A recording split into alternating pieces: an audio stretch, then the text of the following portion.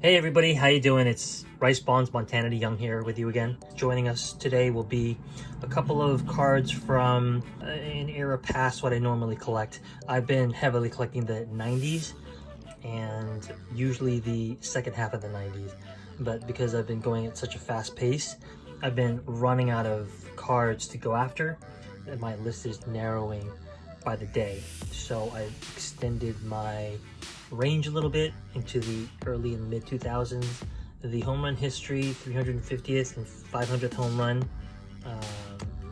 red X-Fractor out of 25 are from 2006 Chrome, and the 40-man parallel is from 2003 Upper Deck. But I still have my heart with the 90s, and this one card mail day is gonna scratch that itch. This is one of the top cards on my list, actually. I would say top 10. I have to refer to it because it keeps changing as I knock cards off the list. But this is a big one. I'd seen it on eBay for a while, and it was listed at a really high price, something that I wasn't willing to pay. And I went back and looked at some of the comparable players to Bonds and how these cards have done in the past, and I thought maybe I wasn't completely out of the range of what was reasonable and acceptable. So I reached out to the seller away from the typical platform, and we hammered out a deal. And this card has been very high on my want list for quite some time. It's the 1999 UD Century Legends Century Collection die cut parallel. This card, I think, is something that I've lusted after for a while. It sort of ticks off all the boxes. Late 90s, you got that hollow board, hollow foil back there.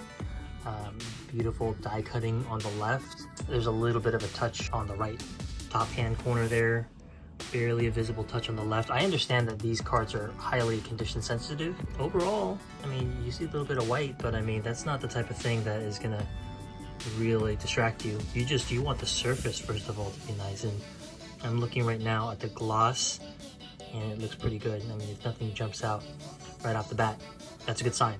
9.5 for surface seems reasonable.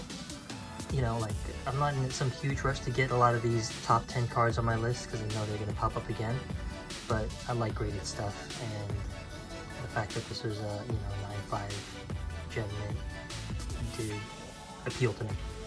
I don't have to worry about like dropping this on the ground and damaging it somehow. Anyways, yep, just one card, but it's a big one. I think it's like number 8 or 9 out of my list of top 30 cards from the 90s. It is an absolute beauty, as you can see.